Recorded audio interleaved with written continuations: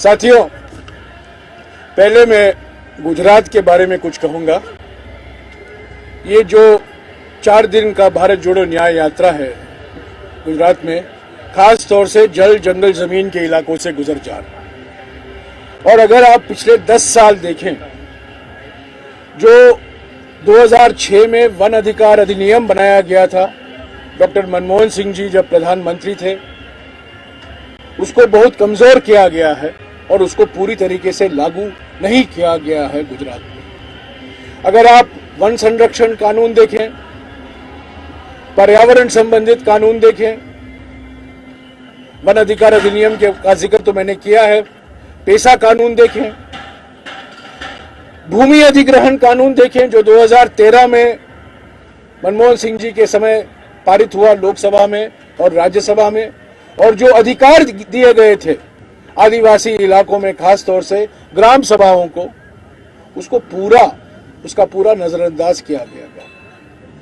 तो भूमि अधिग्रहण को लेकर, वन संरक्षण को लेकर, वन अधिकार अधिनियम को लेकर राहुल जी बार बार लगातार छत्तीसगढ़, उड़ीसा, मध्य प्रदेश और अब गुजरात में आए हैं और यही मुद्दा वो उठा रहे हैं कि पिछले 10 साल अन्याय काल का समय हुआ है।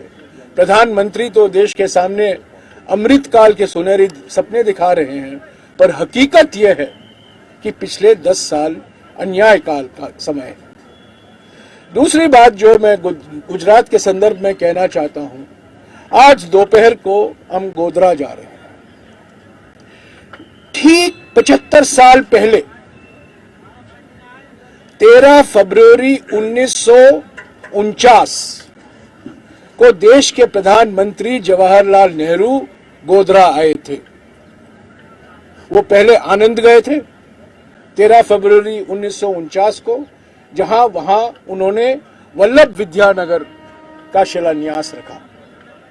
13 फरवरी 1949 को वो गोधरा आए और एक कांस्य प्रतिमा का अनावरण किया। और वो प्रतिमा किसका था? वो प्रतिमा तब के देश के गृह मंत्री, उप प्रधानमंत्री सरदार वल्लभ भाई पटेल का था।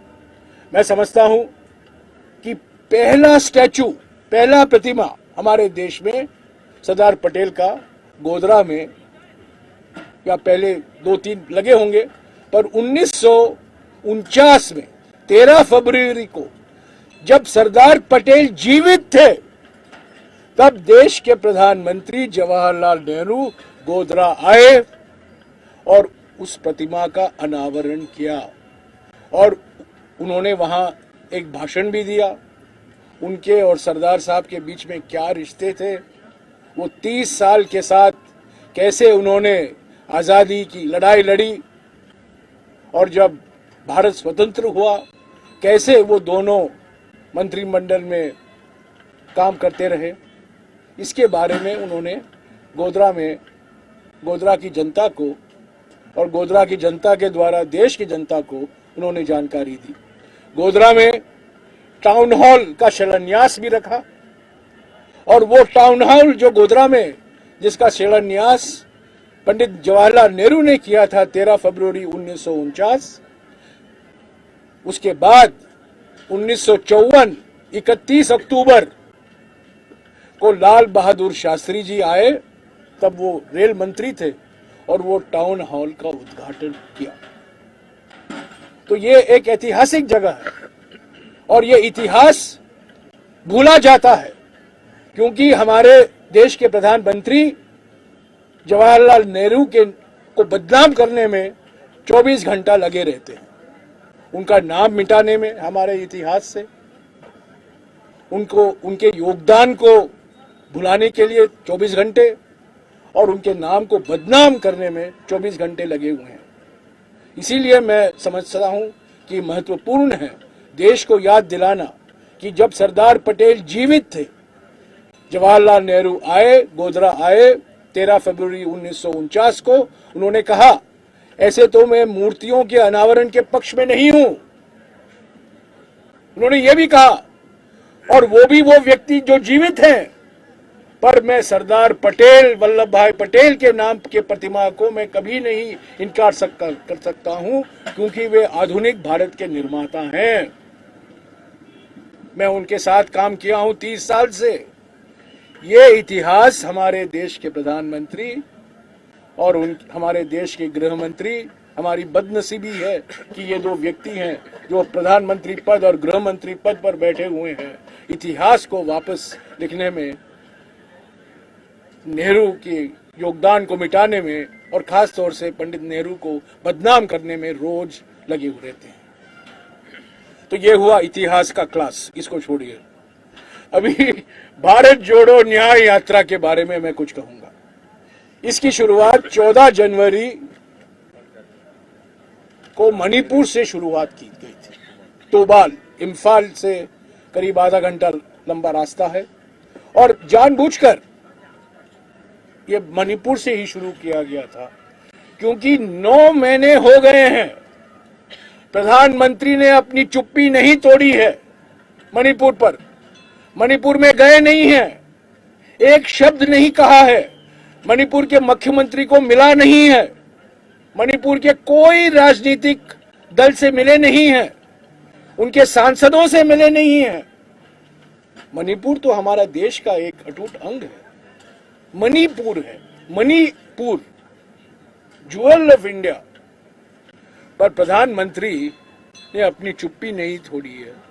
वहां अलग अलग समुदाय के बीच में मारामारी हो रही है, सैकड़ों लोग मारे गए हैं, लाखों लोग विस्थापित हुए हैं। देश उनकी पीड़ा देश की पीड़ा है, उनका दर्द देश का दर्द है। राहुल जी 2 बार जा चुके हैं, पर प्रधानमंत्री ने कष्ट नहीं किया वहां जाने का।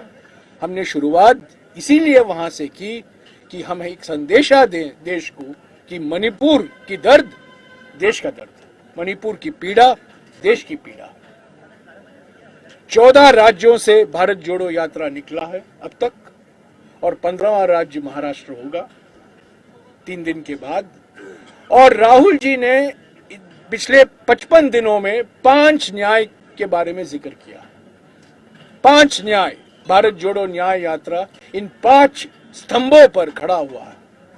नारी न्याय, युवा न्याय, किसान न्याय, श्रमिक न्याय और हिस्सेदारी न्याय। 5 न्याय। इन 5 न्याय को लेकर कांग्रेस पार्टी ने 3 न्याय पर गारंटियां दी हैं। ये कांग्रेस पार्टी की गारंटी है। ऐसे तो हमारे राजनीति में गारंटी शब्द पहली बार राहुल जी ने कर्नाटक के चुनाव के समय इस्तेमाल किया, पर अब जो एक व्यक्ति का वारंटी पीरियड खत्म हो रहा है, वो व्यक्ति अभी गारंटी की बात कर रहा है। ये कांग्रेस पार्टी की गारंटी है, किसी एक व्यक्ति की गारंटी नहीं। हमने किसान न्याय को लेकर कहा है कि एमएसपी को कानूनी दर्जा दिया जाएगा, यानी कि एमएसपी को एक विशेष कानून बनाया जाएगा, लोकसभा और राज्यसभा में पारित किया जाएगा। ये किसान और किसान संगठनों की मांग है, 4 साल से आंदोलन में है, संघर्ष में है। प्रधानमंत्री ने 3 काले कानून वापस लिए हैं ये वादा देकर, पर डॉक्टर स्वामीनाथन और चरण सिंह को तो भारत रत्न दे दिया, पर हमारे किसानों को लॉलीपॉप खिला रहे हैं। कांग्रेस पार्टी ने कहा है एमएसपी को कानूनी दर्जा दिया जाएगा और एमएसपी किस आधार पर तय किया जाएगा? जो खेती की लागत होती है, विस्तृत रूप से खेती की लागत अनुमान किया जाएगा और उसके 1.5 गुने स्तर पर एमएसपी तय किया जाएगा। ये किसान संगठनों की मांग है, ये डॉक्टर स्वामीनाथन की सिफारिश थी। और मैं आपको याद दिला दूं कि जब मनमोहन सिंह जी प्रधानमंत्री थे, तब उन्होंने नेशनल डेवलपमेंट काउंसिल, राष्ट्रीय विकास परिषद जो है, प्लानिंग कमीशन जब था, उन्होंने एक मुख्यमंत्रियों की समिति बिठाई। उस मुख्यमंत्रियों की समिति की अध्यक्ष तब के गुजरात के मुख्यमंत्री थे और फरवरी 2011 में उस समिति ने मनमोहन सिंह जी को अपना रिपोर्ट पेश किया और उस रिपोर्ट में कहा गया था कि एमएसपी को लीगल गारंटी यानी कि कानूनी दर्जा दिया जाना चाहिए। हमारे प्रधानमंत्री तो यू टर्न के उस्ताद हैं, पलटी करने में उस्ताद हैं। हमारे देश की राजनीति में दो ही पलटी मास्टर हैं, एक तो बिहार में है और एक दिल्ली में है। और हर एक जीएसटी पर पलटी मारा, आधार पर पलटी मारा और एमएसपी और कानूनी दर्जा पर भी उन्होंने पलटी मारा। तो हमने गारंटी दी है किसान संगठन और किसान की मांग को ध्यान में रखते हुए। और राहुल जी ने एक और बात कही है किसान न्याय को लेकर कि पूंजीपतियों को 16 लाख करोड़ रुपया माफ किया गया है, पर किसानों को कर्जा माफी की बात ही नहीं होती है। 2008 में जब मनमोहन सिंह जी प्रधानमंत्री थे 72,000 करोड़ रुपया कर्जा माफ हुआ किसानों का, और ये बार बार राहुल जी याद दिला रहे हैं। तो ये रहा किसान न्याय। उसके बाद में हिस्सेदारी न्याय। राहुल जी क्या कह रहे हैं कि सामाजिक और आर्थिक जाति जनगणना करना जरूरी है क्योंकि ये हमारे समाज का एक्सरे होता है। और एक्सरे की जरूरत क्यों पड़ती है?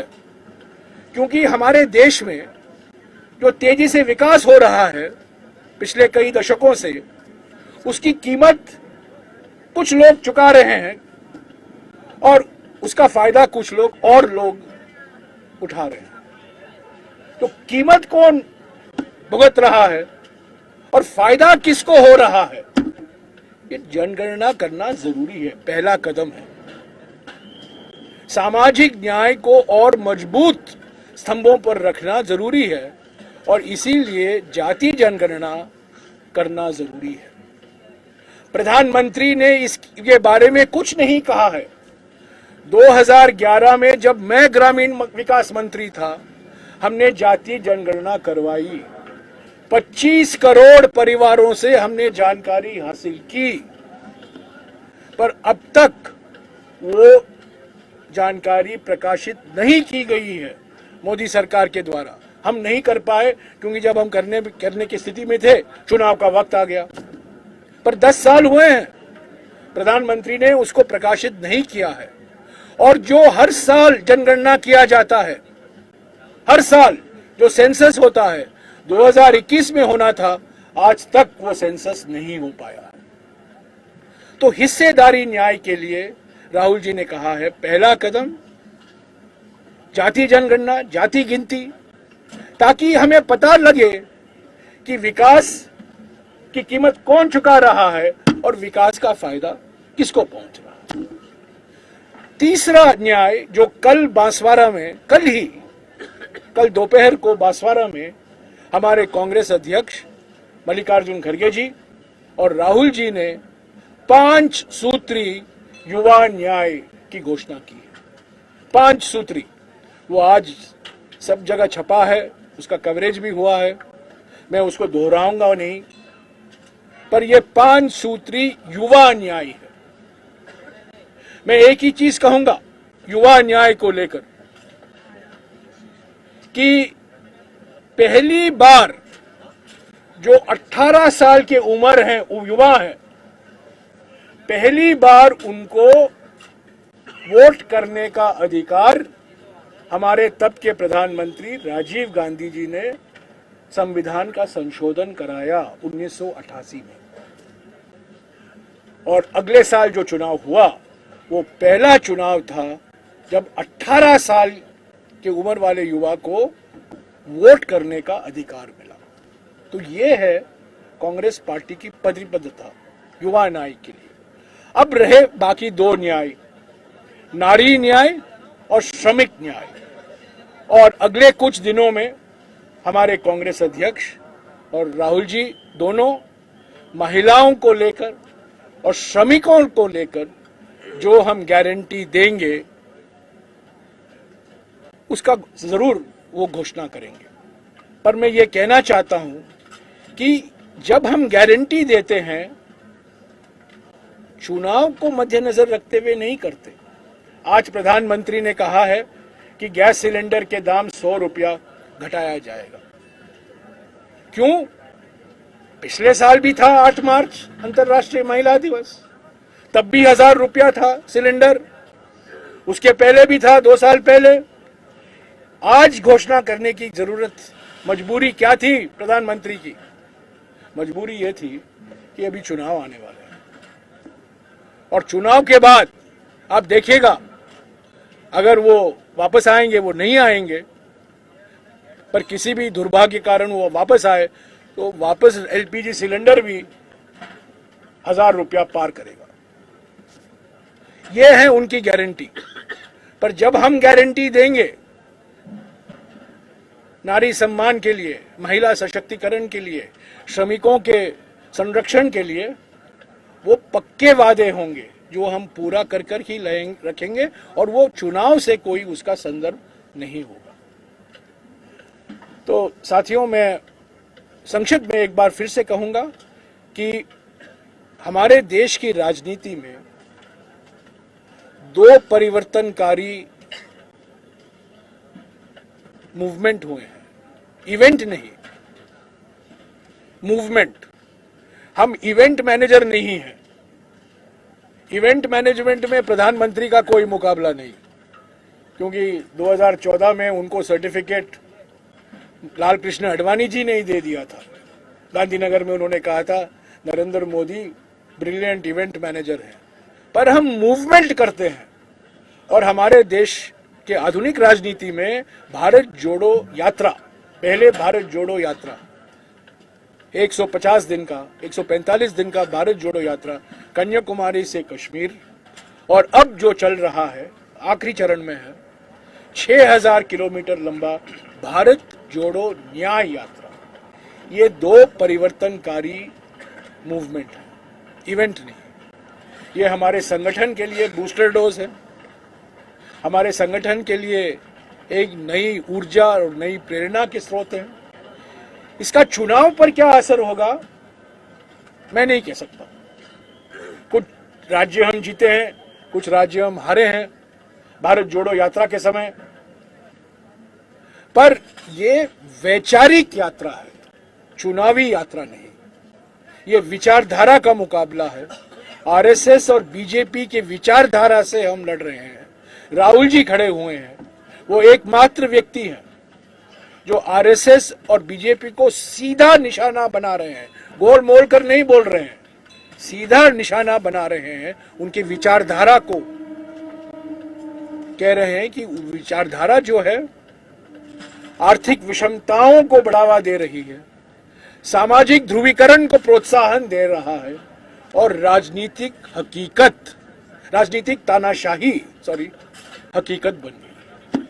तो इन तीनों से लड़ने के लिए, आर्थिक विषमताएं जो बढ़ रही हैं, सामाजिक ध्रुवीकरण जिसको प्रोत्साहन दिया जा रहा है, और राजनीतिक तानाशाही जो हकीकत बन गई है, इसीलिए भारत जोड़ो यात्रा और उसके बाद में भारत जोड़ो न्याय यात्रा निकाला गया। कांग्रेस जुड़ रहा है, कांग्रेस टूटता नहीं है। जब एक व्यक्ति कांग्रेस से छोड़ता है, वो हजारों लोगों के लिए दरवाजा खोलता है। हमारे संगठन में कई युवा हैं, कई महिलाएं हैं, कई अनुभवी नेता हैं जिनको किसी कारणवश मौका नहीं मिला है। जब लोग छोड़कर जाते हैं अफसोस होता है। जो लोग 30, 35, 40 साल उनको सब कुछ मिला है पार्टी की ओर से, उनके काबिलियत के ऊपर से भी उनको मिला है, पर ये लोग छोड़कर जाते हैं, अफसोस होता है। मुझे भी अफसोस होता है। पर यह बात भी सही है कि जब एक व्यक्ति छोड़ता है कांग्रेस को, बहुत से दरवाजे, बहुत सी खिड़कियां खोल जाती हैं और कई युवकों को उनको नया मौका मिलता है। तो मैं 5 मिनट के लिए उदास होऊंगा, मायूसी होगी, पर ज्यादा वक्त मैं उन पर नहीं गुजारूंगा। ये जो छोड़कर जा रहे हैं, इनके बारे में जो बार बार सवाल उठाते जाते हैं आप लोग, मैं कहना चाहता हूं कि जब चुनाव होता है, पॉलिटिकल पार्टी है, राजनीतिक दल होते हैं, हर एक पार्टी को एक चुनाव चिन्ह दिया जाता है। हर एक पार्टी को वन पार्टी वन सिंबल, ये हमारा चुनावी प्रक्रिया है। पर पहली बार हम देख रहे हैं हमारे देश में वन पार्टी टू सिंबल है। और मैं शिकायत करना चाहता हूं चुनाव आयोग से कि बीजेपी के पास दो सिंबल हैं और ये दो सिंबल पर लड़ रहे हैं। एक तो कमल का फूल है और दूसरा वॉशिंग मशीन। तो ये वॉशिंग मशीन की वजह से पहले क्या कहते थे प्रधानमंत्री, जब इंडिया अलायंस बनी, जब 28 पार्टियां मिली पहली बार 23 जून को पटना में, अचानक प्रधानमंत्री ने एनडीए को याद किया। एनडीए तो मरा हुआ पड़ा था, लाश था एनडीए का। और इंडिया जब बनी 28 पार्टियां थी इंडिया गठबंधन में, जनबंधन में, तब इनको एनडीए याद आया। और अब यहां बीजेडी के पीछे भाग रहे हैं, वहां टीडीपी के पीछे भाग रहे हैं। आरएलडी को तोड़ा है, असली आरएलडी तो हमारे साथ है, असली आरएलडी चरण सिंह आरएलडी हमारे साथ है। ये तो आरएलडी है न, असली आरएलडी एएलडी हमारे साथ है। जब हम अलीगढ़ में थे, सारे के सारे बैनर और पोस्टर चौधरी चरण सिंह और इंदिरा गांधी ने स्वागत किया भारत जोड़ो न्याय यात्रा का, पर आरएलडी के साथ उन्होंने गठबंधन कर दिया। और वो क्या कहते थे, ये सारे पार्टी एक साथ है और मैं अकेला खड़ा हूं। अभी कहां अकेले खड़े हैं? नवीन पटनायक के पीछे भाग रहे हैं, चंद्रबाबू नायडू के पीछे भाग रहे हैं, अन्ना डीएमके के पीछे भाग रहे हैं, आरएलडी के पीछे आप भागे, बीएसपी के पीछे भाग रहे हैं। बौखलाई हुई है, परेशानी में है। और मैं समझता हूं ये सब जो है ये दर्शाता है कि बीजेपी में विश्वास नहीं है कि उनको अपने ही बलबूते उनको जनादेश मिल सकता है। ये नहीं मिलेगा। तेलंगाना के कैबिनेट ने एक निर्णय लिया था कुछ दिन पहले कि वहां जाति जनगणना कराई जाएगी। अलग अलग राज्यों में, बिहार में भी किया गया है। देखिए, हमारे संविधान के अनुसार जनगणना कराना केंद्रीय सरकार की जिम्मेदारी होती है। हमारे संविधान में 3 सूची, माफ कीजिएगा मैं हमेशा आपको क्लास लेता हूं, पर कभी कभी क्लास लेना जरूरी पड़ता है। मोदी के कार्यकाल में क्लास लेना जरूरी पड़ता है। हमारे संविधान में तो 3 सूची है। एक संघीय सूची, यूनियन लिस्ट, एक राज्यों की सूची, स्टेट लिस्ट, और एक समवर्ती सूची, जो दोनों कंकरेंट लिस्ट। सेंसस को देखें, सेंसस का विषय केंद्र सरकार के लिस्ट में आता है, संघीय सरकार की लिस्ट में आता है, राज्यों पर नहीं निर्भर है। राज्यों सर्वे कराती है, सर्वेक्षण करना, सेंसस कराना अलग अलग चीज है। जो राहुल जी कह रहे हैं जनगणना, हमने 2011 में जनगणना कराई थी।